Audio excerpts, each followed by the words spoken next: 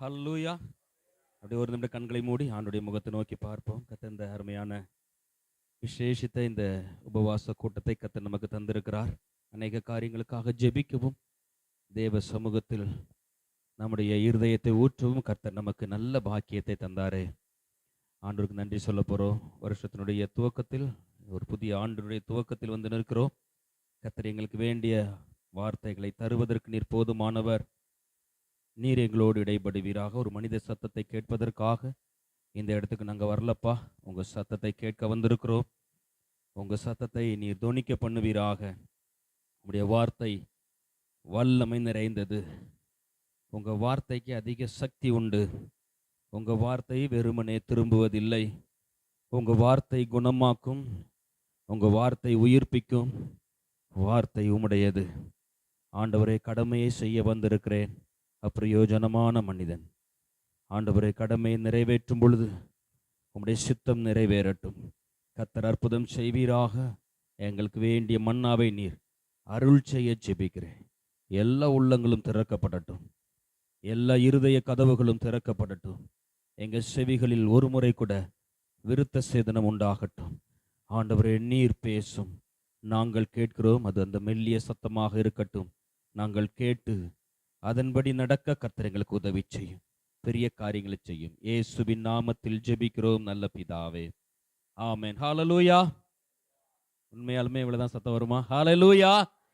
கர்த்தர் நல்லவர். முதலாவதாக உங்கள் அனைவருக்கும் இயேசுவின் நாமத்தில் அன்பு வாழ்த்துக்கள். எல்லாருக்கும் ஸ்தோத்திரம். கர்த்தர் உங்களை ஆசீர்வதிப்பாராக. ஒரு புதிய வருஷத்துல உங்களை பார்ப்பதிலே மிகவும் மகிழ்ச்சி அடைகிறேன். இந்த நாளிலே கர்த்தருடைய வார்த்தையை கொடுப்பதற்கு தேவன் கொடுத்த நல்ல சுலாக்கியத்திற்காக நான் கர்த்தரை துதிக்கிறேன். எனக்கு முன்னாடி அறிமுகப்படுத்தும் பொழுது அருமையான ஐயா அவர்கள் ஆசீர்வாதமான வார்த்தைகளை சொல்லி அறிமுகப்படுத்தினார்கள். அவர்கள் உள்ளத்துல கர்த்தர் போட்ட வார்த்தையை நமக்கு ஆசீர்வாதமாக கொடுத்தாங்க. நினைத்தருளும். அவர் நினைச்சா போதும். அவர் நினைச்சாலே ஆசீர்வாதம் தான். ஆமாம், பைபிளில் எங்கெங்க ஆண்டவர் நினைச்சாரோ, நினைச்சவங்களை கைவிட்டதே கிடையாது. நோவாவையும் அவன் குடும்பத்தை நினைச்சாரு, ஆசீர்வதித்தார். ஆமென். ஹல்லேலூயா. ராகேலை நினைத்தார். நிறைய நினைத்தார் நினைத்தார் நினைத்தார். நினைச்சா போதும். நம்ம ஆண்டவர் நினைச்சாலே போதும், ஆசீர்வாதம் தான். இந்த புது வருஷத்துல அப்படி ஒரு ஆசீர்வாதத்தை, வாக்கு தத்தத்தை பெற்றுக்கொண்டோம். கர்த்தர் நம்மளை ஆசீர்வதிக்கிறார். நமக்கு இந்த வருஷத்துல ஆரம்பத்திலே நிறைய வாக்கு தத்தங்கள் கிடைச்சிருக்கும். ஆமா, சபையில ஆண்டவர் வாக்கு தத்தங்களை தந்திருப்பார். தனிநபர்களுக்கு வாக்கு தத்தங்களை தந்திருப்பார். குடும்பத்துக்கு வாக்கு தத்தங்களை தந்திருப்பார். அதெல்லாம் நம்ம பிடிச்சிருக்கிறோம். இன்னும் சொல்ல போனா சபைகளுக்கு முக்கியமான தரிசனங்களை கர்த்தர் தந்திருப்பார். இந்த ஆண்டு பெலத்தின் ஆண்டு, இந்த ஆண்டு பெருக்கத்தின் ஆண்டு, இந்த ஆண்டு நன்மையின் ஆண்டு, இப்படி நிறைய ஆசீர்வாதங்களை நம்ம எல்லாரும் பல திருச்சபைகள் இருந்து வந்திருக்கிறோம். நம்ம ஒன்று பிடிச்சிருப்போம். இந்த ஆண்டு எங்க சபைக்கு பலமுள்ள ஆண்டு. என்ன 2 ஆண்டுகளுக்கு முன்பதாக நான் ஒரு பாஸ்டர்கிட்ட பேசினேன். டைரி போட்டாங்க. அந்த டைரியில் ராஜபாண்டிக்கு என்ன ஆண்டு போடணும்னு கேட்டார். எனக்கு திடீர்னு சொல்ல தெரியல. அப்போ அவரே சொன்னார், பெலத்தின் ஆண்டு போட்டுருமான்ட்டு. போடுங்க பாஸ்டர். அந்த ஆண்டு பெலத்தின் ஆண்டாக இருந்தது. அந்த ஆண்டு ஆசீர்வாதமாக இருந்தது. ஊழியக்காரர்கள் நமக்கு சொல்லுகிற அந்த வாக்குத்தத்தங்கள் நமக்கு தேவையாக இருக்கிறது. இந்த கால வேளையில நானும் ஒரு ஆசீர்வாதமான வார்த்தையை உங்க நடுவில் சொல்லணும்னு சொல்லி ஆண்டவர்கிட்ட ஜெபித்த பொழுது கர்த்தர் ஒரு வசனத்தை காண்பித்தார். அந்த வார்த்தையை இந்த பகல் வேளையிலே சொல்லி இணைந்து ஜெபிக்க இருக்கிறோம். ஆண்டவர் நமக்கு உதவி செய்வாராக. சங்கீதங்களின் புஸ்தகம் 126 சங்கீதம் 5-6 வசனங்களை இணைந்து முதலாவதாக நம்ம வாசிக்க இருக்கிறோம். 126 சங்கீதம் 5-6 வசனங்கள் எல்லாம் சேர்ந்து வாசிக்கலாம். கண்ணீரோடே விதைக்கிறவர்கள் கெம்பிரத்தோடே அறுப்பார்கள். அள்ளி தூவும் விதையை சுமக்கிறவன் அழுது கொண்டு போகிறான். ஆனாலும் தான் அறுத்த அரிக்கட்டுகளை சுமந்து கொண்டு கெம்பிரத்தோடு திரும்பி வருவான். ஹல்லேலூயா. இந்த வருஷம் நல்ல ஒரு அறுப்பின் வருஷமாய் மாறட்டுமே. ஆண்டவர் எங்களுக்கு நல்ல ஒரு அறுவடையின் ஆண்டாக இந்த ஆண்டை மாறச் செய்வாராக. எத்தனை பேர் இந்த கால வேளையில என் கூட சேர்ந்து வலதுகரத்தை உயர்த்தி சொல்ல போறீங்க, இந்த ஆண்டு அறுவடையின் ஆண்டு. ஹல்லேலூயா. அறுவடைனா நல்ல இன்கம், வரவு, நல்ல செழிப்பு, நல்ல ஆசீர்வாதம். இந்த வருஷத்துல எல்லா சபைகளுக்கும் நல்ல பெருக்கம் உண்டாகட்டும். எல்லா குடும்பங்களுக்கும் நல்ல பெருக்கம் உண்டாகட்டும். எல்லா ஊழியர்களுக்கும் நல்ல பெருக்கம் உண்டாகட்டும். நம்ம குடும்பங்களுக்கு ஆண்டவர் கொடுக்கிற நல்ல அறுவடை நல்ல பெருக்கம், நல்ல செழிப்பு உண்டாகட்டும் சொல்லி இந்த காலவெளியிலே உங்கள் அனைவரையும் வாழ்த்துகிறேன். எத்தனை பேர் விசுவாசித்து ஆமென் சொல்ல முடியும்? ஆமென். எங்களை பெருக பண்ணுகிற தேவன் அவர். ஒருவேளை விதைப்பு கண்ணீரோடு இருக்கலாம், அறுப்பு மகிழ்ச்சியோடு இருக்கும். நாம் அநேக நேரங்கள்ல விதைப்போம், விதைக்கும் பொழுது கொஞ்சம் சங்கடமாக இருக்கும். எந்த ஒரு விவசாயிய எடுத்து பாருங்க, விதைக்கிற காலம் கொஞ்சம் கடினமாகத்தான் இருக்கும். எந்த ஒரு ஊழியக்காரரை எடுத்து பாருங்க, சபை ஆரம்ப காலம், விதைப்பின் காலம் கொஞ்சம் கடுமையாகத்தான் இருக்கும். கொஞ்சம் கடினம் தான், கொஞ்சம் கண்ணீர் தான். ஆனால் அறுவடையின் காலங்களை பார்க்கும் பொழுது மகிழ்ச்சியின் காலங்களாய் மாறுகிறது. இந்த ஆண்டு நம்முடைய தென்காசிக்கு, நம்முடைய தமிழ்நாட்டுக்கு, நம்முடைய தேசத்திற்கு கர்த்தர் நல்ல அறுவடையின் காலமாக மாற்றப் போகிறார். ஊழியங்களுக்கு நல்ல அறுவடையின் நாட்களை கர்த்தர் தரப்போகிறார். ஊழியர்களுடைய வாழ்க்கையிலே கர்த்தர் இந்த வருஷம் எதிர்பாராத அறுவடையின் நாட்களை தரவே போகிறார். கொஞ்சம் விதைக்கிறோம், அதிகமாக அறுவடை செய்வோம். சேர்ந்து சொல்ல போறோம், கொஞ்சம் விதைக்கிறோம், அறுவடை அதிகமாக இருக்கிறது. ஹல்லேலூயா. அறுப்பு மிகுதி, அறுப்பு மிகுதி. இந்த வருஷம் கர்த்தர் மறுபடி சொல்லுகிற ஒரு வார்த்தை, உங்கள் வாழ்க்கையில் நல்ல அறுவடைகளை பார்ப்பீர்கள், நல்ல பலனை காண்பீர்கள், நல்ல கனிகளை பார்ப்பீர்கள். பெருக்கம் உண்டாகட்டும். இந்த வருஷம் ஜெபிக்கிறவர்கள், கண்ணீர் வடிக்கிறவர்கள், கண்ணீரோடு விதைக்கிறவர்கள், அவர்கள் வாழ்விலெல்லாம் நல்ல செழிப்பு உண்டாகட்டும், நல்ல பெருக்கம் உண்டாகட்டும். ஆமென். ஹல்லேலூயா.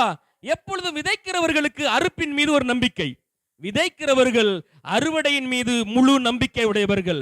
விதைக்கிறவர்களுக்கு எல்லாருக்கும் தெரியும், ஒரு நாள் வருகிறது, நான் அறுவடை செய்ய போகிறேன். ஒரு எதிர்பார்ப்பு தான் விதைப்பு. விதைப்பு என்பது நஷ்டம் இல்லை, விதைப்பு என்பது லாபம். சொல்லுங்க, விதைப்பு என்பது நஷ்டம் இல்லை, விதைப்பு என்பது லாபம். எப்பொழுதும் விதைப்பு தான் ஒரு தரிசனத்தை பிறப்பிக்கிறது. விதைப்பு தான் நம்முடைய எல்லைகளை விரிவாக்குகிறது. விதைப்பு தான் பலனை அதிகரிக்கிறது. இந்த கால வேளையிலே நாம் அநேக நாட்களாக நான் விதைத்துக் கொண்டிருக்கிறேன், பெருசா அறுவடை ஒன்றும் பார்க்கல நினைச்சீங்கன்னா கர்த்தர் உங்ககிட்ட பேசப்பார். இல்லை, அறுவடை நிச்சயம், அறுவடை நிச்சயம். 2025 அறுவடை நிச்சயம். பக்கத்துல பார்த்து சொல்லுங்க, இந்த வருஷம் அறுவடை நிச்சயம், அறுவடை நிச்சயம். கர்த்தர் இந்த வருஷத்துல தொடக்கத்துல இருந்து பேசிக்கிட்ட ஒரு காரியம் என்னன்னா, இந்த வருஷம் சபைகளிலே அறுவடையை பெருக்க போகிறார். ஆமென். குடும்பங்களிலே அறுவடை தருகிறார், செழிப்பு உண்டாகுகிறது. ஏன்னா நாங்கள் விதைக்கிற விதைப்பின் மேல் எங்களுக்கு முழு நம்பிக்கை இருக்கிறது. எங்கள் விதை ஒன்றும் பழுவாக இல்லை. நாங்கள் கண்ணீரோடு எந்தெந்த கிராமத்தில் விதைத்தோமோ, கண்ணீரோடு எந்தெந்த குடும்பத்தில் விதைத்தோமோ, எப்பொழுதெல்லாம் தேவ சமூகத்தில் கண்ணீரோடு வசனத்தை சொல்லி விதைத்திருக்கிறோமோ, கண்ணீர்கள் எங்கெல்லாம் விதைக்கப்பட்டிருக்கிறதோ அங்கெல்லாம் இந்த வருஷத்துல அறுவடை பார்ப்பது நிச்சயம். ஹல்லேலூயா. அறுவடை பார்ப்பது நிச்சயம். இரத்த துளிகள் சிந்தின சீசர்கள் நின்ற இடங்களில் பூரா இன்றைக்கு அறுவடைகளை பார்க்கிறோமே. உங்கள் கண்ணீருக்கு ஆண்டவர் அறுவடையை தரமாட்டாரா? நிச்சயமாக சொல்லுகிறேன், இந்த வார்த்தைகள் உங்களை உயிர்ப்பிக்கட்டும், ஆவியில ஒரு புத்துணர்ச்சி தரட்டும். ஆண்டவரே, பல நாட்கள் கதவை அடைத்துக் கொண்டு கண்ணீரோடு விதைச்சிருக்கிறேன். பல நாட்கள் கிராமங்களில் சென்று கண்ணீரோடு விதைத்திருக்கிறேன். இந்த வருகிற ஆண்டிலே கர்த்தர் எங்களுக்கு ஒரு முழுமையான அறுவடையை தரப்போகிறீர். இத்தனை நாட்களும் பார்க்காத ஒரு பெரிய பெருக்கத்தை அள்ளி தூவும் விதையை கண்ணீரோடு அழுது கொண்டு விதைக்கிறவன் இந்த 2025 விதைத்தவர்கள் அறுப்பார்கள். ஹல்லேலூயா. விதைச்சிருக்கிறேன் நீங்க யாராவது ஒருத்தர் மனசுல நினைச்சீங்கன்னா கர்த்தர் சொல்வார், உன்னை அறுவடை காண செய்ய போகிறேன். இந்த வருஷத்துல எந்த நாட்களும் இல்லாதபடி ஒரு பெரிய ஆத்மீக அறுவடையை கர்த்தர் தரத்தான் போகிறார். ஹல்லேலூயா. நம்ம ஆண்டவர்கிட்ட எப்பொழுதும் ஆசீர்வாதம் குறைவதில்லை. அவர் கரங்களில் ஆசீர்வாதங்களை வைத்திருக்கிறார். அவர் எப்பொழுதும் உங்களுக்கு நன்மைகளை தருவதற்கு போதுமானவராக இருக்கிறார். ஆமென், ஆமென். எத்தனை பேர் சொல்ல முடியும்? எங்கள் ஆண்டவர் கையில் எனக்கான ஆசீர்வாதங்கள் இருக்கிறது. எப்போ அறுவடை நடக்கும்னே தெரியாது.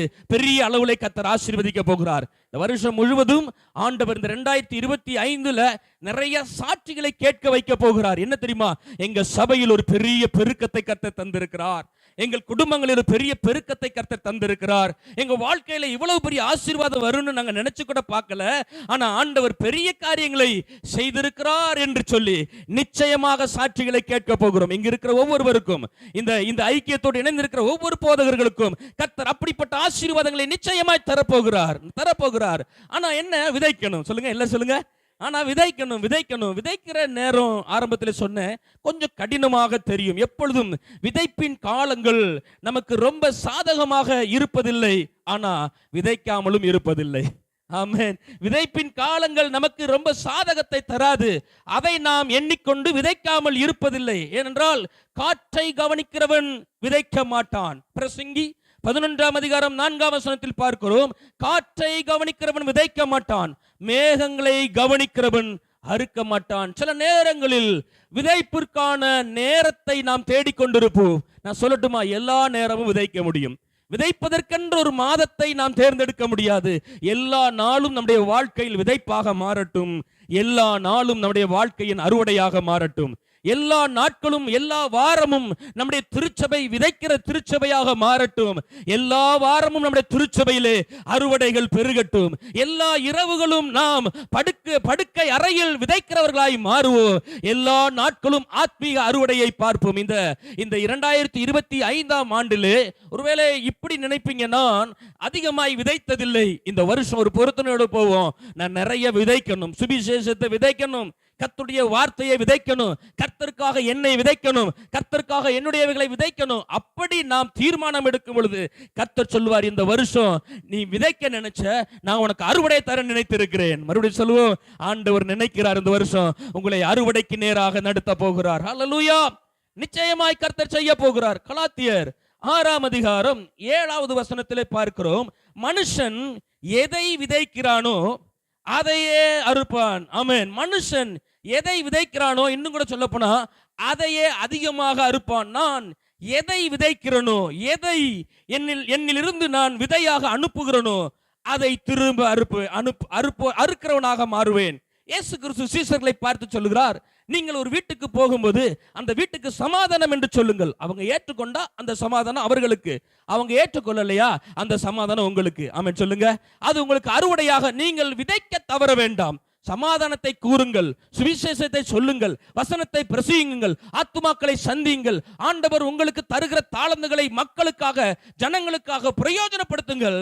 ஆண்டவர் சொல்லுவார், நீ விதைச்சிட்டே போ, ஒரு காலம் வரும், உனக்கான அறுவடையின் நாட்கள்ல நீங்கள் எதிர்பாராத விதத்தில் 100 மடங்கு ஆண்டவர் அறுவடையை தர போதுமானவராக இருக்கிறார். மறுபடியும் சொல்லுகிறேன், விதைக்கிற நாட்கள் ஒருவேளை கடினமாக இருக்கும், ஆனால் விதைக்க மறக்க வேண்டாம், விதைக்க மறக்க வேண்டாம். ஆதியாகமம் புத்தகம் 26ஆம் அதிகாரத்தில் ஈசாக்குடைய விதைப்பை குறித்து நாம் அங்கே பார்க்க முடிகிறது. ஆதியாகமம் 26ஆம் அதிகாரம் அதனுடைய 12ஆம் வசனத்திலே பார்க்கும் பொழுது, ஈசாக்கு அந்த தேசத்தில் விதைத்தான், கர்த்தர் அவனை ஆசீர்வதித்தபடியால் அந்த வருஷத்தில், சொல்லுங்க, அந்த வருஷத்தில் 100 மடங்கு அவன் பலன் அடைந்தான். 100 மடங்கு பலன் அடைந்தான். 100 மடங்கு அறுவடையை அவன் பெற்றுக்கொண்டான். ஆண்டவர் இந்த கால வேளையிலே நம்மளோடு சொல்லுகிறார், உங்கள் விதைப்பு ஒன்றும் வீண் போவதில்லை. நீங்களே உங்களை பார்த்து சொல்லிக்கோங்க, என்னுடைய விதைப்பு ஒன்றும் வீண் போவதில்லை. நம்ம பல நேரங்களில் நினைக்கிறோம், பாஸ்டர் நிறைய தான் விதைக்கிறோம், ஜெபிக்கிறோம், உபவாசிக்கிறோம், கண் விழிக்கிறோம், கொடுக்கிறோம், கர்த்தர் சமூகத்தில் காத்திருக்கிறோம். சில நேரங்கள் அறுவடை நம்ம கண்ணுக்கு தெரிய மாட்டேங்குது. ஆனா கர்த்தர் நம்மளை விதைப்புக்கேற்ற அறுவடையை தராமல் விடுவதில்லை. அவர் யாருக்கும் கடன்படுவதில்லை. முதலாவதாக நாம் தீர்மானிக்க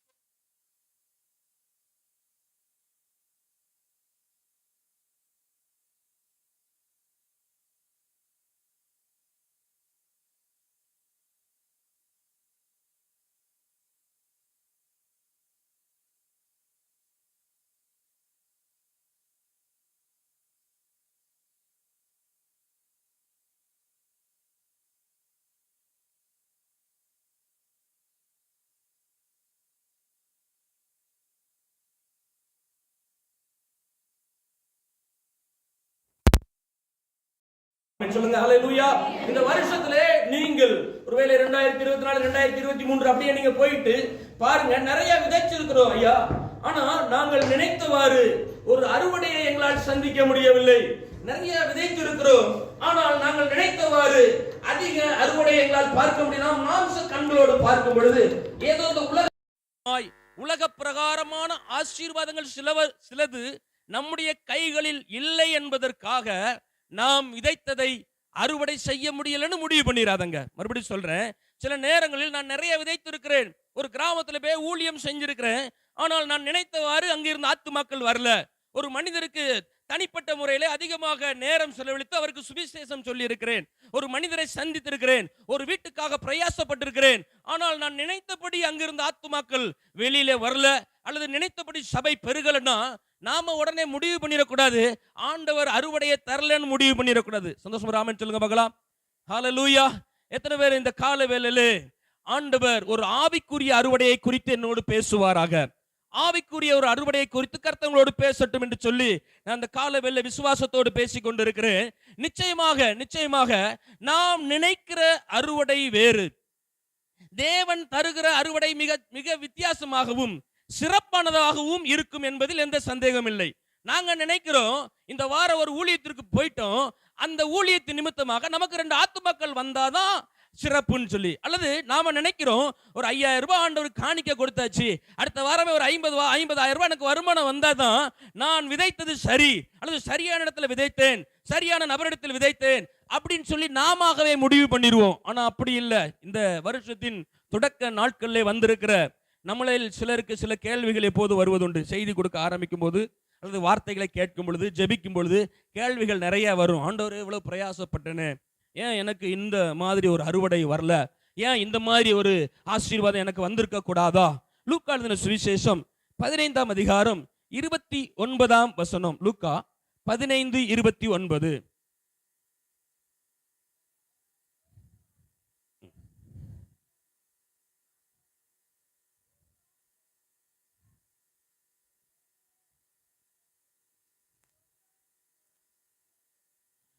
இங்கே பார்க்கிறோம், ஒரு மனுஷனுக்கு 2 குமாரர்கள். தெரிந்த சம்பவம், வேகமா சொல்லிடுறேன். ஒரு 1-2 விஷயங்களை சொல்லி நான் இந்த புதிய வருஷத்திலே உங்களை ஆசீர்வதிக்க, உங்களுக்குள் ஒரு நம்பிக்கையை ஆண்டவர் கொடுக்க நான் வாஞ்சிக்கிறேன். தேவன் அப்படி செய்வாராக. ஒரு மனிதனுக்கு 2 குமாரர்கள், நல்ல வசதியான ஒரு குடும்பம், நிறைய சொத்துகள் ஆஸ்திகள் இருப்பதை அங்க பார்க்கிறோம். இளைய குமாரர் ஒரு நாள் தகப்பனிடம் வந்து, அப்பா என் சொத்தெல்லாம் எனக்கு தரணும், நான் என் இஷ்டம் போல வாழ போறேன். எவ்வளவோ சொல்லி பார்த்தோம். அந்த இளையகுமாரன் செவி கொடுக்காதபடி அவன் தன் சொத்துக்களை எல்லாம் வாங்கி கொண்டு நண்பர்களோடு உல்லாசமாக இஷ்டம் போல மன விருப்பத்தின்படி அவன் அலைஞ்சான், திரிஞ்சான். ஒரு நாள் பசி உண்டான பொழுது தகப்பனிடத்துல வரலாம். தகப்பனிடத்துல வந்தா தகப்பன் ஆஸ்தி இருக்கு, தகப்பன் வேலையாட்கள் இருக்கிறாங்க, சாப்பாடு நிறைவா இருக்கு, அதனால தகப்பனை போய் சந்திக்கலான்னு சொல்லி ஒரு நாள் அவன் திரும்பி வந்த பொழுது தகப்பன் அவனை மறுபடியுமாக அவனை ஏற்றுக்கொண்டு அவனுக்காக மோதிரத்தை போடுவிக்கிறார், பாதரட்சைகளை போடுவிக்கிறார், ஒரு கன்றை அடிக்கிறார், அவனுக்காக விருந்து உபசரிப்பு நடக்கிறது. இப்பொழுது மூத்த குமாரன் வயலிலிருந்து வருகிறார்.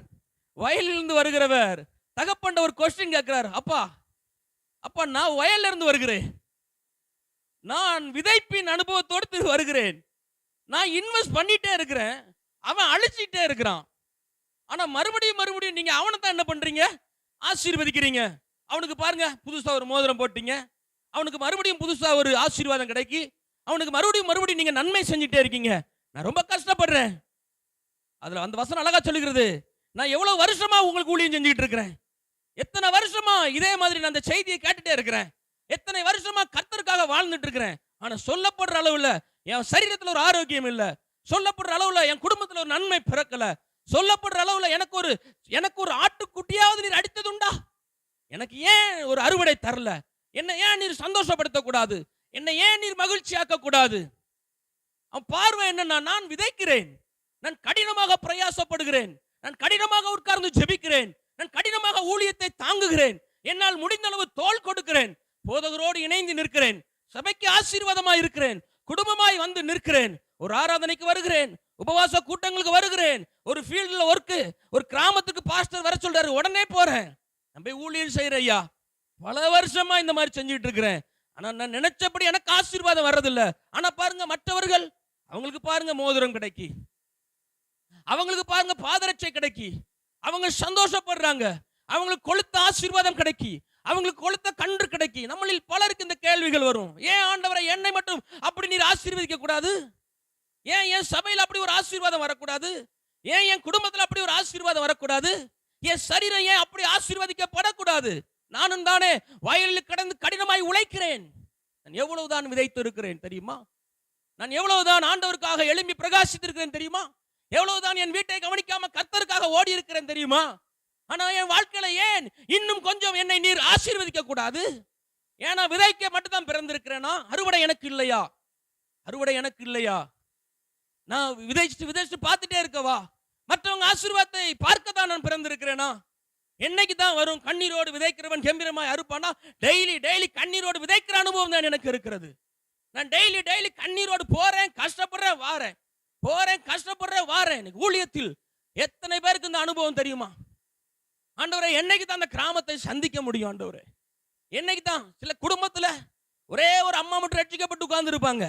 அந்த வீட்டுக்காக இரவு பகல் கண்ணீர் வடிப்பாங்க. அவங்க வருஷந்தோறும் ஆண்டவர்ட்ட கேட்கறது என்ன தெரியுமா? என் கண்ணீர் என்னைக்கு தான் மாறும்? கண்ணீர் என்னைக்கு தான் மாறும்? நான் டெய்லி வருஷம் 2024 ஒரு ரட்சிப்பு வந்துரும் பார்த்தேன், வரலையே. 2025 ஆயிட்டு, இன்னும் ஒரு ரட்சிப்பு வரலையே. நான் எப்பொழுதுதான் மகிழ்ச்சி எனக்கு உண்டாகும்? எனக்காக ஒரு சின்ன ஆசீர்வாதமாவது தேவன் தரக்கூடாதா? ஒரு முறையான கேள்வி, மூத்த குமாரன் கேள்வி. எனக்கு ஒண்ணும் அதுல பெரிய அதிர்ச்சி ஒண்ணும் இல்ல. முறையா தானே கேட்கிறாரு. ஆண்டவரே, அப்பப்போ வாரவங்க கூட ஆசீர்வாதத்தை வாங்கிட்டு போறானப்பா. அப்பப்போ ஏதோ ஒரு ஊழியத்தை செஞ்சுட்டு அவன் ஆசீர்வாதத்தை வாங்கிட்டு போயிடுறாங்களே. நாங்க எவ்வளவு காலமா குடும்பமா கடினமாய் உழைக்கிறோம், எவ்வளவு காலமா குடும்பமாய் உமக்காக கஷ்டப்படுறோம், எவ்வளவு காலமாய் இயேசு இந்த உலகத்தில் சிலுவை சுமந்தார் அப்படிங்கிற ஒரு காரணத்திற்காக நாங்களும் எவ்வளவு சுமக்க முடியுமோ சுமக்கிறோம். ஆனால் நாங்கள் சொல்ற அளவிலே ஒரு அறுவடையை பார்க்க முடியவில்லையே. என் காலங்களும் கடந்து கொண்டு இருக்கிறது, என் வயதும் போய்கொண்டிருக்கிறது. என் பிள்ளைகள் ரட்சிப்பை எப்பொழுதுதான் பார்ப்பேன்? என் கணவனின் ரட்சிப்பை எப்பொழுதுதான் பார்ப்பேன்? என் குடும்ப மீட்பை எப்பொழுதுதான் பார்ப்பேன்? விதைப்பு மட்டும்தான் என்னதா? அறுவடையெல்லாம் மற்றவர்களுக்கா? அறுவடையெல்லாம் மற்றவர்களுக்கா? நமக்கு எத்தனை பேர் இந்த கேள்வியை கேட்டுட்டு இருப்போம்? இந்த வருஷத்துல, புது வருஷம் அந்த பிறகு கூட நமக்கு இந்த கேள்வி இருக்கத்தான் செய்யுது. இந்த வருஷமாவது ஒரு மாற்றம் வராதா தகப்பனே? இந்த வருஷமாவது ஒரு மாற்றம் வராதா? இந்த வருஷமாவது நான் ஒரு ஒரு மேன்மை அடையக்கூடாதா? எனக்குன்னு ஒரு ஆட்டுக்குட்டியாவது தரக்கூடாதா? எனக்குன்னு ஒரு சில ஆத்துமாக்களை தரக்கூடாதா? எல்லா வருஷமா நான் அழுதுகிட்டு இருக்கிறோம். அண்ணாளுக்கு ஒரு பெரிய கேள்வி, எல்லா வருஷந்தோறும் அழுவுறதுக்காகவா நான் இருக்கிறேன்? எப்போதான் ஒரு சாமுவேலை நான் பார்க்குது? நான் வந்தேன் அழுவுறேன், வந்தேன் கண்ணீர் வடிக்கிறேன். உடனே கண்ணீரோடு விதைக்கிறவன் கம்பீரமாய் அறுவடை செய்வான் வசனம் ஞாபகத்துக்கு வருகிறது. கண்ணீரோடு விதைப்பு தானப்பா இருக்கிறது. எப்பொழுது நான் அறுவடை செய்ய முடியும்? நிறைய கேள்விகள் இன்னைக்கு தாய்மார்களுக்கு, தகப்பன்மார்களுக்கு தான் கேள்வி. சபையை நடத்துகிற போதகர்களுக்கு கேள்வி. இந்த வருஷம் வடிச்ச கண்ணீருக்கு தகுந்தாற் போல் ஒரு பலன் வரலையே. ஆண்டவரே, யாரெல்லாமோ ஆசீர்வதிக்கப்படுறாங்களே. சொல்றான், ஆசிகளை கொண்டு அழித்தவன், வேசிகளிடத்தில் போயிட்டு வந்தவன், அவனுக்கு இவ்வளவு பண்றீரே, எனக்கு செய்யக்கூடாதா? வருஷத்துல ஆரம்பத்தில் நிக்கிற அருமையான தேவ பிள்ளைகளே, ஆண்டவர் உங்களை கை விட்டுருவாரா? உங்களுக்கு அறுவடை பார்க்காம போயிருவீங்களா? அறுவடை மற்றவர்களுக்கு மட்டும்தானா? இந்த உபவாச ஜெபத்துக்கு வந்திருக்கிற எல்லாரையும் ஆண்டவர் ஒரு ஆவிக்குரிய அறுவடைக்கு நேராக நடத்தத்தான் போகிறார். இன்னைக்கு நீங்க வெறுமனை திரும்பி போறது இல்லை, நீங்க வெறுமனை திரும்பி போக மாட்டீர்கள். நிச்சயமாக கர்த்தர் இந்த காலவெல்ல இப்படி சொல்லுகிறார், உலக பிரகாரமான ஆசீர்வாதத்தை தருவதற்காக மட்டும் நான் உன்னை அழைக்கவில்லை. நம்முடைய கேள்வி எல்லாம் என்னன்னா, உலக பிரகாரமா எனக்கு ஒரு பங்களா இல்லையே, உலக பிரகாரமா எனக்கு ஒரு வீடு கட்ட முடியலையே, உலக பிரகாரமா எனக்கு ஒரு கார் வாங்க முடியலையே, நல்ல ஷர்ட் போட முடியலையே, நல்ல சேலை வாங்க முடியலையே, நல்ல பிள்ளைகள் நல்ல சொன்னடி கேட்கலையே. இல்லை, ஆவிக்குரிய நன்மைகளால் இந்த வருஷம் கர்த்தர் சபைகளை நிரப்ப போகிறார். ஆவிக்குரிய நன்மைகளால் கர்த்தர் இந்த வருஷத்திலே குடும்பங்களை நிரப்பத்தான் போகிறார். ஆவிக்குரிய சகல நன்மைகளாலும் கர்த்தர் இந்த வருஷத்திலே பெருக பண்ண போகிறார். நிச்சயமாக பெருக பண்ணுவார். ஆனாலும் மூத்தகுமாரனுடைய கேள்வி கொஞ்சம் நியாயமானதா இருந்துச்சு. அப்பா, எனக்கு செய்யக்கூடாதா? அவனுக்கெல்லாம் செய்கிறே, அவன் வாரான் அறுவடை பண்ணி போறான், அவன் வாரான் ஒரு மோதிரத்தை வாங்கிட்டு ஓடுறான், அவன் வாரான் ஒரு செருப்பை குடிக்கிறீங்க வாங்கிட்டு போறான், அவனுக்கு நல்ல ட்ரெஸ் கிடைக்கி. நான் எந்த நாளும் விதைக்கிறவனாகவே இருக்கிறேனே, நான் எந்த நாளும் இப்படி விதைத்து விதைத்து விதைத்து களைத்து போவதானா உங்க சித்தமா? உங்க சித்தம் அதுதானா? இல்லை இல்லை, உனக்கான ஆசீர்வாதங்களை நான் தரப்போகிறேன். லூக்கா எழுதின சுவிசேஷம் 15ஆம் அதிகாரம் 31ஆம் வசனத்திலே இப்படி சொல்லப்பட்டிருக்கிறது.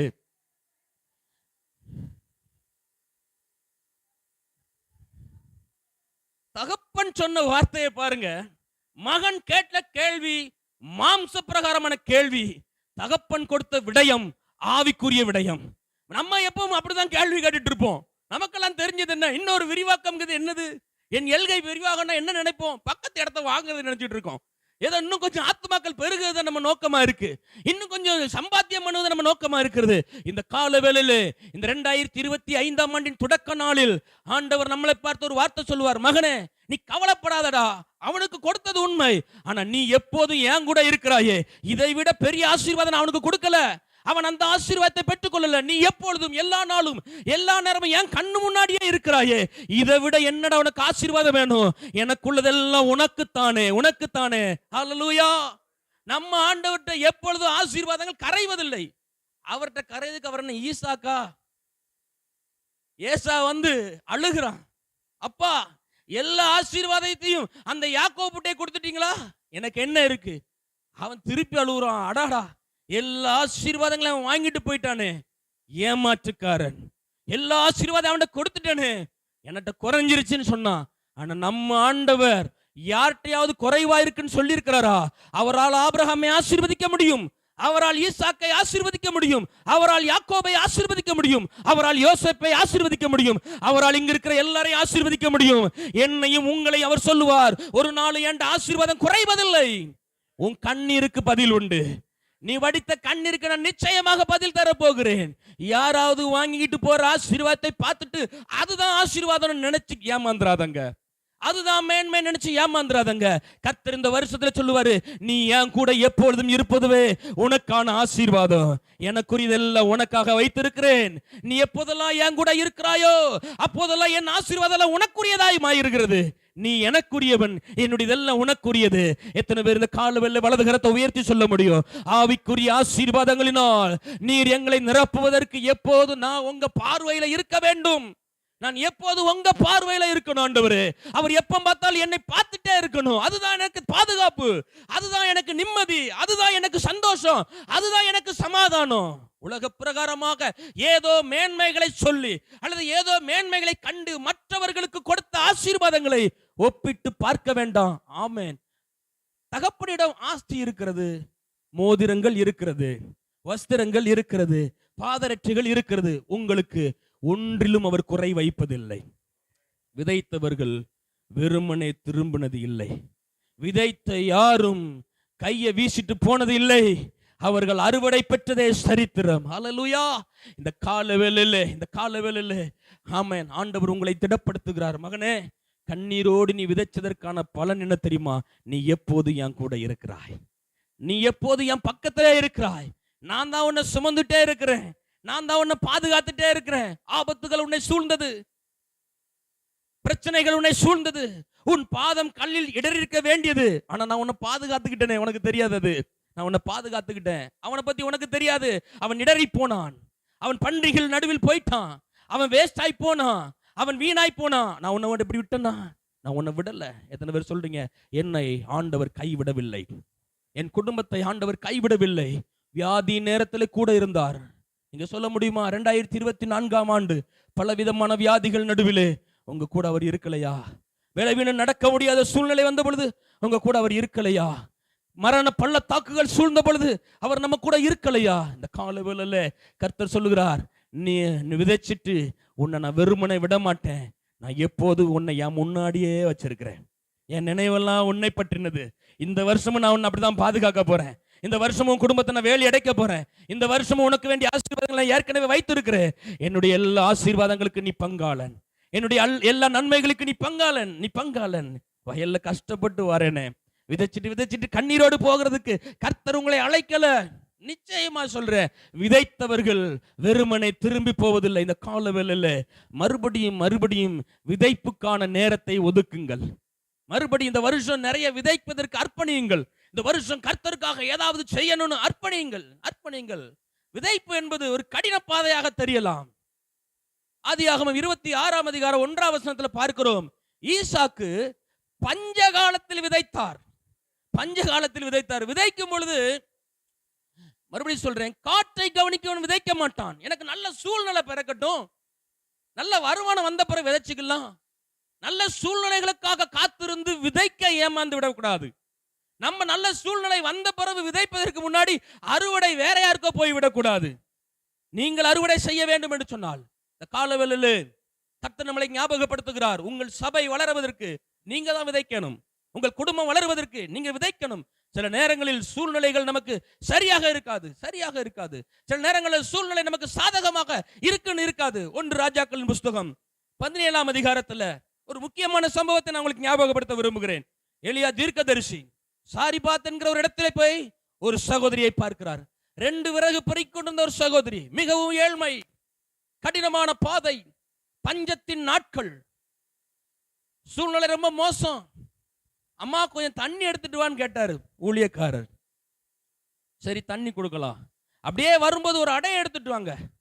உடனே அந்த அம்மா சொன்னுச்சு, ஐயா எங்கிட்ட ஒரு பிடி மாதான் இருக்குது, நான் விதைப்பதற்கு அருகதையற்றவள், நான் இப்பொழுது கொடுப்பதற்கு என்னிடத்தில் இல்லை, என்கிட்ட கொஞ்சம் தான் இருக்கு, நான் எப்படி செய்ய முடியும்? நானும் என் மகனும் சாப்பிட்டு சாக போகிறோமே, எங்க நிலைமை உங்களுக்கு தெரியாது ஐயா, நாங்க ரொம்ப கடினமான பாதையை தாண்டி வர்றோம், எந்த வருமானமே எங்களுக்கு இல்லை, வழிகள் அடைக்கப்பட்ட சூழ்நிலை, ஆண்டவர் கூட ஏதாவது கொடுக்கணும்னு கொடுக்க முடியல, ஒரு தஸ்மபாகம் என்னால கொடுக்க முடியல, ஒரு காணிக்கை என்னால கொடுக்க முடியல, வருகிற ஊழியர்களை என்னால பராமரிக்க முடியல, என் பிள்ளைகளுக்கு ஒரு நல்லது செய்ய முடியல, சாவதை தவிர வேற வழி இல்ல. கடைசி நாள், கடைசி கட்டம். அந்த அம்மா சொன்னாங்க. எலியா மறுபடியும் சொல்றாரு, ஒரு அடை எடுத்துட்டு வா, நீ விதைக்க பழகு, சாகர வர விதைக்கணும். எல்லாரும் சொல்லுங்க, சாகர வர விதைக்கணும், சாகர வர அறுவடையும் செய்வோம். ஹல்லேலூயா. ஆமா, அவர் சொல்ற, நீ விதைக்குவதற்கு நீ கற்றுக்கொள், சூழ்நிலையை பேசாத, காற்ற கவனிக்காத, சூழ்நிலையை சொல்ல சொல்ல விதைப்பின் அனுபவம் குறைகிறது, விதைப்பின் அனுபவம் குறைய குறைய அறுவடையின் நாட்களும் குறைகிறது. மறுபடியும் சொல்லுகிறேன், சூழ்நிலையை சொல்ல சொல்ல விதைப்பு குறைகிறது, விதைப்பு குறைய குறைய அறுவடை குறைகிறது. ஏன் சபைகள்ல பெரிய அளவில் எங்களால் அறுவடை பண்ண முடியவில்லை? குடும்பத்தில் ஏன் ஒரு மன மகிழ்ச்சியை நாங்கள் கொண்டாட முடியவில்லை? விதைப்பின் நாட்கள் குறைந்திருக்கிறதோ? ஒருவேளை ஆண்டவர் நினைத்தபடி நான் விதைக்கலையோ? பாஸ்டருக்கு என்ன தெரியும்? ஊழியக்காரங்க அப்படிதான் சொல்லுவாங்க. நம்ம கடினமான பாதை, அவர்களுக்கு என்ன தெரியும்? நான் எப்படி கொடுக்க முடியும்? எங்க வீட்டு சூழ்நிலை யாருக்கு தெரியும்? யாருக்கு தெரியும்? ஆண்டவருக்கு தெரியும். ஆமென் சொல்ல மாட்டீங்க? ஹல்லேலூயா. உங்கள் கடினமான பாதை தான் உங்களுடைய வளர்ச்சியின் படிக்கட்டுகள். நல்லா புரிந்துக்கோங்க. கடினமான பாதையிலே கர்த்தர் உங்களை நடத்துறாருன்னா ஏதோ உயர்வான இடங்களில் உங்களை கொண்டு நிறுத்த போகிறார். கடினமான பாதையை தாண்டவங்க ரொம்ப மகிழ்ச்சியா இருங்க. ஏன்னா விரைவில் உங்களை உயரமான இடங்களில் கர்த்தர் கொண்டு போய் நிறுத்த போகிறார். கிறிஸ்தவ வாழ்க்கையில நிறைய கடினமான பாதைகள், ஊழியத்துல கடினமான பாதைகள். எங்க வாழ்க்கையை உங்களுக்கு தெரியாது பாஸ்டர், உட்கார்ந்து கேட்டு பாருங்க, நாங்க அவ்வளவு கடினமான பாதை. இந்த பகல் வெள்ள ஆண்டவர் சொல்லுகிறார், உன் கடினமான பாதையில கர்த்தருக்காக ஏதாவது செய்ய முடியும்னா அடுத்த உடனே கர்த்தர் செய்யறது என்ன தெரியுமா?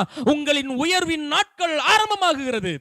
உயர்வின் நாட்கள் இப்பொழுது ஆரம்பமாகிறது. கடினமான பாதையிலும் ஜெபிக்க தவறவில்லை. உங்களை கர்த்தர் நிச்சயமாய் உயர்த்துவார். கடினமான பாதையிலும் கர்த்தருக்கு கொடுக்க தவறவில்லை. நிச்சயமாய் கர்த்தர் உங்களுக்கு உயர்த்துவார். கடினமான சூழ்நிலையிலும் ஆண்டவருக்கு ஊழியம் செய்ய நான் மறக்கல.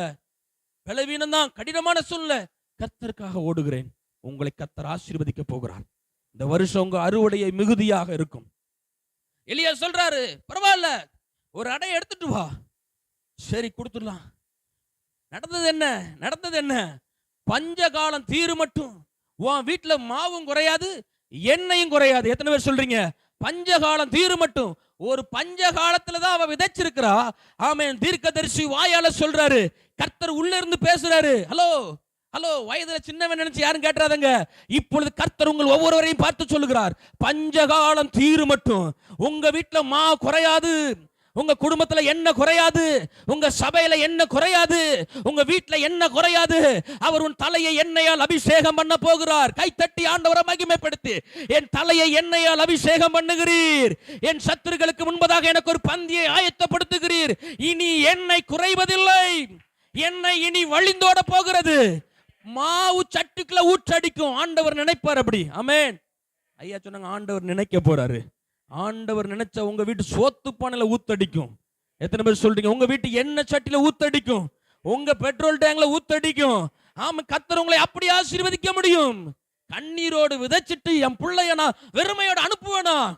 அவர் மனம் மாற மனிதனா? யோசிச்சு செய்கிற ஆண்டவரையா நம்ம கும்பிட்டுக்கிட்டு இருக்கிறோம்? இவனுக்கு வேண்டாம், இவளுக்கு வேண்டான்னு யார் வந்தாலும் ஆதரிக்கிற இந்த ஆண்டவர், எவரையும் மேன்மைப்படுத்துகிறவர், எவரையும் உயர்த்துகிறவர், இந்த காலத்திலே விதைக்கிறவர்களை சும்மா விட்டுருவாரா? கர்த்தருக்காக ஒரு படி எடுத்து வச்சா உங்களுக்காக 100 படி அவர் வைப்பார். கர்த்தருக்காக ஒரு பிடி அரிசியை போட்டனா உன் வீட்டுல 100 படி அரிசி வந்து இருக்கணும். அதுதான் வேதம். ஹல்லேலூயா. ஈசாக்கு பஞ்சகாலத்தில் விதை விதைச்சான். ஆமா, அதுக்கு ஒரு மனசு வேணுமே, அதுக்கு ஒரு தைரியம் வேணுமே. பஞ்ச காலத்திலே ஆசீர்வாதிக்கிறதுக்கு ஐயோ பஞ்ச பாட்டு பாடிட்டு எங்கிட்டே இல்லை உங்ககிட்டே இல்லைன்னுட்டு இல்ல, கர்த்தருக்காக நான் ஏதாவது செய்ய வேண்டும். பஞ்ச காலத்திலே விதைக்கிறவர்களை பஞ்சம் தீர் மட்டும் ஆசீர்வதிக்கிற ஆண்டவர். பஞ்ச காலம் தீர் மட்டும் உதவி செய்வதற்கு அவர் தயாராக இருக்கிறார். அவர் எதிர்பார்க்கிறது என்ன? நீ கொஞ்சம் விதைச்சு பழகு, நான் அதிக அறுவடை உனக்கு தருகிறேன். அள்ளித்தூ விதையை அழுது கொண்டு விதைச்சிட்டு போ, உன் அறுக்கட்டுகளை நீ அறுக்க முடியாத அளவுக்கு உனக்கு அறுவடையை தருகிறேன். இந்த வருஷத்துல நான் சொல்றேன், விதைத்தவர்கள் மிகுதியான அறுவடையும் விதைக்கிறவர்களுக்கும் மிகுதியான அறுவடையை கர்த்தர் தரப்போகிறார். ஒருவேளை இந்த செய்திக்கு நீங்க உங்களை ஒத்துழைப்பீங்கன்னா, நான் இந்த வருஷம் விதைக்க தயார். எனக்கு வருகிற வருமானத்தில், எனக்கு தருகிற ஆசீர்வாதத்தில், எனக்கு தருகிற நேரத்தில், ஜெபத்தில், கொடுப்பதில் நான் இந்த வருஷம் விதைக்க போறேன்னு நீங்க தீர்மானம் பண்ணுங்க. கர்த்தர் உங்களை எப்படி ஆசீர்வதிக்கான்னு மட்டும் பாருங்க. ஹல்லேலூயா. எத்தனை பேர் விசுவாசிக்கிறீங்க இந்த வருஷம் கர்த்தர் நல்ல அறுவடை தர போகிறார்? எங்கள் திருச்சபைகளிலே மிகுதியான அறுவடைகள் உண்டாக போகிறது. சபைகள் இன்னும் வளருவதற்கு தேவன் எதிர்பார்ப்பது சுவிசேஷத்தை விதையுங்கள், வசனத்தை விதையுங்கள். கிடைக்கிற நேரமெல்லாம் அப்போஸ்தலர் காலங்களில் நடந்தது என்ன? விதைத்தார்கள், உயிரையே விதைத்தார்கள், ஆட்களை விதைத்தார்கள், அன்பை விதைத்தார்கள், அர்ப்பணிப்பை விதைத்தார்கள். தங்களுக்கு உண்டான யாவற்றையும் அப்போஸ்தலர் காலில் கொண்டு போட்டாங்க. சபை வளர்ந்துச்சு. சபைகள் வளருவதற்கு கர்த்தர் இந்த வருஷம் சித்தம் வைத்திருக்கிறார். விதைக்கிறவர்கள் தேவை. அறுவடையை கர்த்தர் தரப்போகிறார். நிச்சயமாக தரப்போகிறார். அவருடைய வார்த்தையில் ஒன்றும் பிசகுவதில்லை. ஆமென். நீதிமொழிகள் 11ஆம் அதிகாரம் 18ஆம் வசனத்துல, நீதியை விதைக்கிறவன் மெய் பலனை அறுவடை செய்வான். ஹல்லேலூயா. நம்முடைய நாட்களில், நமக்கு கொடுக்கப்பட்டிருக்கிற காலங்களில் எப்படியாவது நீதியை விதைக்கணும். ஆமென். ஆமா, நீதியை விதைக்கணும். நீதிமொழிகள் 22ஆம் அதிகாரம் 8ஆம் வசனத்தில், அநியாயத்தை விதைக்கிறவன் வருத்தத்தை அறுப்பான். நீங்களும் நானும் நன்மைகளை விதைக்க வந்திருக்கிறோம். ஆமென். நன்மை செய்கிறதில் சோர்ந்து போகாதீர்கள். கலாத்தியர் 6ஆம் அதிகாரம் 9ஆம் வசனத்தில், நன்மை செய்கிறதில் சோர்ந்து போகாதிருந்தால் ஏற்ற காலத்தில் அறுவடை செய்வோம். நன்மையை விதைக்கணும். ஆமென். நன்மை செய்தால் உனக்கு மேன்மை இல்லையோ? நன்மை செய்யாதிருந்தால் பாவம் உன் வீட்டு வாசற்படியில் படுத்திருக்கும். இந்த மத்தியான வேளையில கர்த்தர் சொல்றாரு, நன்மையை விதையுங்கள். ஆமென். ஆசீர்வாதத்தை விதையுங்கள். உங்கள் வாயிலிருந்து வருகிற அத்தனை விதைகளும் ஆசீர்வாதமாய் மாறட்டும். உங்களிலிருந்து புறப்படுகிற வார்த்தைகள் ஆசீர்வாதமான வார்த்தைகள் புறப்படட்டும். நான் விதைப்பதற்கு அர்ப்பணிக்க வேண்டும். விதைப்பதற்கு அர்ப்பணித்த ஒரு சம்பவத்தை கூட உங்கள் நடுவிலே சொல்கிறேன். மத்தேயு எழுதின சுவிசேஷம் 14ஆம் அதிகாரத்துல இந்த 15ஆம் வசனம் முதல் நீங்க எடுத்து வைத்துக் கொள்ளுங்க. சம்பவத்தை சொல்லிடுறேன். மிகப்பெரிய கூட்டம் இயேசுவின் வார்த்தைகளை கேட்பதற்கு, அற்புதங்களை பெறுவதற்கு, அடையாளங்களை பெறுவதற்கு மிகப்பெரிய ஒரு கூட்டம். நல்ல வார்த்தைகள் கிடைத்ததுனால ஸ்திரீகள் மட்டும் 5000 பேர், வேத பண்டிதர்கள் சொல்றாங்க ஒரு 20000 பேர் அங்கே கூடியிருந்திருக்கலாம். இப்பொழுது அவர்களுக்கெல்லாம் உணவு கொடுக்கணும், சாப்பாடு. கூட்டம் முடிஞ்சோன்னு சாப்பாடு. சீசர்களுக்கு பயம், எப்படி நம்மளால அதை செய்ய முடியும்? இவ்வளவு பெரிய கூட்டத்திற்கு நான் எப்படி உதவி செய்ய முடியும்? ஆண்டவரே, 200 பணம் இருந்தா கூட இவங்களை செய்ய முடியாது. பேசாம அவங்களுக்கு நம்மளால உதவி செய்ய முடியாது. இயேசு அங்கே தேடின ஒரு மேட்டர் என்னன்னா, விதைக்கிற யாராவது ஒருத்தன் இருக்கிறானா? விதைக்கிறவர்கள் அங்கே இருக்கிறார்களா? உங்களிடத்தில் என்ன இருக்கிறது? உடனே சீசர்கள், இங்கே 5 அப்பங்களும் 2 மீன்களும் இருக்கிறது. என்னை இன்னொரு விஷயம் ஆச்சரியப்படுத்தியது, அந்த சாரிபாத் அந்த அம்மாவுடைய வாழ்க்கையிலும் அவங்க ஒன்றும் இல்லை போயிருன்னு சொல்லாம இருக்கதை சொன்னாங்க. சொல்லுங்க, என்ன சொன்னாங்க? இருக்கதை சொன்னாங்க. ஒரு பிடி மாவுதானா அதான் இருக்கு, 2 விறகுனா அதான் இருக்கு, இருக்கதை சொன்னாங்க. இங்க சீசர்கள் இருக்கதை சொன்னாங்க. சொல்லுங்க எல்லாரும், இருக்கதை. அவங்க வாயிலிருந்து வருகிற வார்த்தையை கர்த்தர் பார்க்கிறார். ஆமா ஆமா, அவங்களுடைய நினைவுகளை கர்த்தர் அறிகிறார். அங்க இருக்கிற மனிதர்களை குறித்து ஆண்டவருக்கு நல்லா தெரியும், இயேசுவுக்கு தெரியும். இன்றைக்கு இத்தனை பேருக்கும் வனாந்தரத்தில் ஆகாரம் கிடைக்கும். ஆனால் தேவன் எதிர்பார்ப்பது என்னன்னா, விதைக்கிற யாராவது அங்கே இருக்கிறார்களா? இந்த கூட்டத்தை தேவன் ஆசீர்வதிப்பதற்கு தேடுவது யாருன்னா விதைக்கிறவர்கள் இருக்கிறார்களா? ஆமா ஆண்டவரே, 5 அப்பங்களும் 2 மீன்களும் இருக்கிறது. அப்போ வருஷப்படுத்துங்க, அப்போ ஜனங்களை உட்கார வைங்க, அப்போ ஜனங்களுக்கு ஆகாரம் கொடுத்துடலாம். என்ன நடந்தது? எல்லாரும் புசிக்கிறார்கள், எல்லாருக்கும் கிடைக்கும் சாப்பாடு, எல்லாருக்கும் ஆசீர்வாதம் கிடைக்கி, மீதமும் 12 கூட எடுக்க முடிகிறது. எப்படி இவ்வளவு பெரிய அற்புதத்தை தேவனால் நிகழ்த்த முடியும்னா விதைக்கிற யாரோ ஒருவர் அங்கே இருக்கிறார்கள். ஒருவேளை நீங்கள் உங்கள் கிராமத்திற்காக விதைப்பீர்கள், யாருக்கும் தெரியாது. கிறிஸ்துமஸ் நாட்கள்ல 10 பேருக்கு ஏதோ கொடுத்திருப்பீங்க, பிரியாணி போடலாம், விதைச்சிருப்பீங்க, ஏதோ ஒரு வசனத்தை கொடுத்திருப்பீங்க, ஒரு வாக்குத்தத்த அட்டையை வாங்கி கொடுத்திருப்பீங்க, ஒரு காலண்டரை கொண்டு கொடுத்திருப்பீங்க. அதுதான் விதைப்பு, அதுதான் விதைப்பு. இப்போ யாருக்கும் தெரியாது, ஆனா அறுவடை நிச்சயம். உங்க கேலண்டருக்குள்ள ஒரு வார்த்தை போதும் அந்த குடும்பத்தை இரட்சிப்புக்குள்ளாக நடத்துவதற்கு. நீங்கள் கொடுத்த ஒரு வாக்குத்தத்த அட்டை போதும் அந்த குடும்பத்தை நடத்துவதற்கு. எப்படியாவது விதைத்தீர்களா? பக்கத்துல பாத்துக்கங்களேன், எப்படியாவது விதைச்சிங்களா? கிறிஸ்துமஸ் டைம்ல பாஸ்டர்ஸ் எல்லாம் நிறைய விதைச்சாங்க, பார்த்தேன். நிறைய எப்படியாவது ஏழைகளுக்கு ட்ரெஸ், முதியோர்களுக்கு ஆகாரம், சபைகள் அது இது ஏதாவது வச்சு நாங்கள் எப்படியாவது விதைக்க வேண்டும். விதைக்க தவறினவர்கள் அறுவடையை எதிர்பார்க்க முடியாது.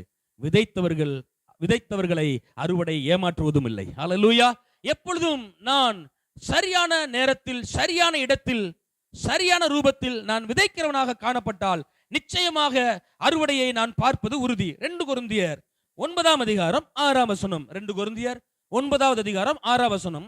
சிறுக விதைக்கிறவன் சிறுக அறுப்பான், பெருக விதைக்கிறவன் பெருக அறுப்பான். நல்லா கவனிக்கிறீங்க, யாரும் அறுவடையை மிஸ் பண்ண போறது இல்லை. அறுவடை என்பது எல்லாருக்குமானது. எல்லாரும் சொல்ல போறீங்க, ஒருவேளை இங்க இருக்கிற முன்வரிசையில் இருக்கிற போதகர்கள் தான் அறுப்பார்களா? அப்படி கிடையாது. இந்த வசனத்தை கேட்டுக்கொண்டிருக்கிற நீங்கள் எல்லாரும் அறுவடைக்கு தயாராகி கொள்ளுங்கள். நீங்க எங்கேயோ சின்னதா விதைச்சிருக்கீங்க, உங்க கூட படிக்கிற பிள்ளைகிட்ட ஆண்டோடைய வார்த்தையை விதைச்சிருக்கீங்க, உங்க கூட வேலை செய்கிறவங்கிட்ட கர்த்தருடைய வார்த்தையை சொல்லியிருக்கீங்க, யாரோ ஒரு ஏழ்மையானவர்களுக்கு கொடுத்திருக்கீங்க. அப்படின்னா ஆண்டவர் இந்த காலை வேளை சொல்லுவார், உன் விதைப்புக்கேற்ற பலனை நீ நிச்சயமாக அடைய முடியும். ஆமென். உங்களுடைய விதைப்புக்கேற்ற பலனை நிச்சயமாக கர்த்தர் தரப்போகிறார். விதைக்கிறவன் பலன் அடைவது நிச்சயம். ஆமென். பிரசங்கி 11ஆம் அதிகாரம் 1ஆம் வசனத்தில், உன் ஆகாரத்தை தண்ணீர் மேல் போடு, அநேக நாட்களுக்கு பின்பு அதன் பலனை நீயே காண்பாய். ஆமென்.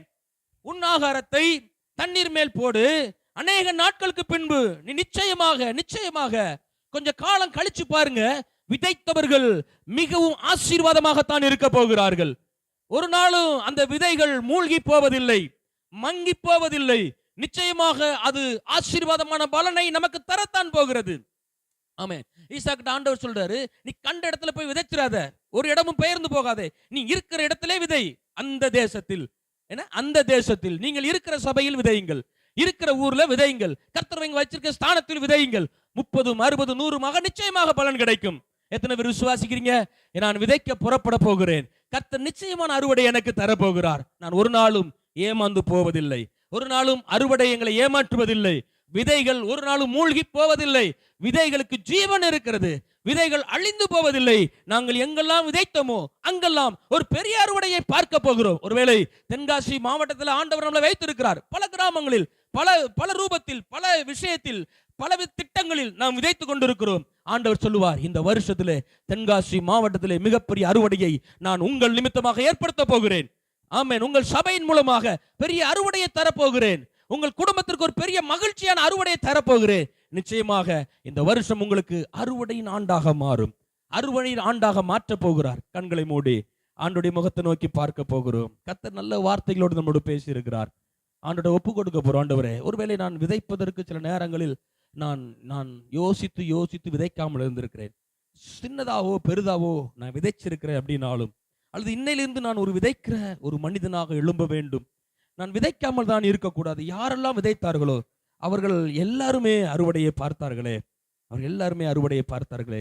எங்க வாழ்க்கையில் ஒரு மூத்த குமாரனுடைய கேள்வி, ஒரு மூத்த குமாரன் கேட்கிறான், அப்பா, நான் எல்லா நாளும் விதைக்கிறேன், எல்லா வருஷமும் விதைக்கிறேன், வருஷ காலமா உமக்காக ஊழியம் செய்கிறேன், எனக்கு ஒரு ஆட்டுக்குட்டி கிடையாதா? மகனே, நீ எப்போது என்னோடு இருக்கிறாயே, அதுதான்ப்பா மிகப்பெரிய ஆசீர்வாதம். நான் ஊழியம் செய்வதனால் எனக்கு வந்த பலன் என்ன? உன்னை நான் கூடவே வச்சிருக்கிறேன். நான் ஊழியம் செய்ததால் எனக்கு வந்த ஆசீர்வாதம் என்ன? நான் உன்னை கூடவே வச்சிருக்கிறேன். எனக்குள்ளதெல்லாம் உனக்குரியது தானே. எனக்குள்ள ஆசீர்வாதங்கள்லாம் நான் உனக்காக வைத்திருக்கிறேன். என்னிடத்தில் இருக்கிற அத்தனை நன்மைகளுக்கும் நீ பாத்திரவனாய் மாறுகிறாய். எப்பொழுது? எப்போது வயல் நிலம். எப்படியாவது தேவனுக்காக வாழணும், எப்படியாவது தேவனுக்காக ஊழியம் செய்யணும், எப்படியாவது போதகர்களோடு சேர்ந்து நானும் ஓடணும், எப்படியாவது ஆத்துமா அறுவடைக்காக நான் விதைக்கணும். ஒப்பு கொடுக்கிறவங்களுக்காக மேலகிற